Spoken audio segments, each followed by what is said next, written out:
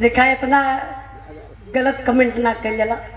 ऐसा तो लगा था नहीं हम यार हाथों ना खेलिए मैं यार इनके गलिए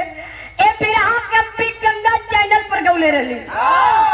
एक गीत के लिखे वाला बारे गाजीपुर का धरती बारे गाजीपुर के लाल हमारे गुरु जी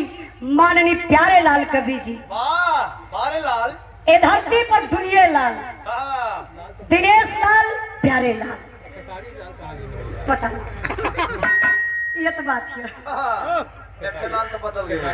ए तो ही लाल है हमारे गुरु जी माननीय प्यारे लाल कवि जी लिखल है आया गीतिया के हम गौली के करे साथे भोजपुरी की अभिनेता बड़े भैया दिनेश लाल निरहुआ के लिए टीवी पर आप लोग देखले होइहन लेकिन ये गीतिया गौली लेकिन एक गीतिया के स्वर्गीय रामदेव गुरु अपने अंदाज में बड़ा लहाई के गावे रामदेव गुरु का अंदाज अलगे रहा वो गीतिया कौन गावे ओके बता दी मास्टर साहब नहीं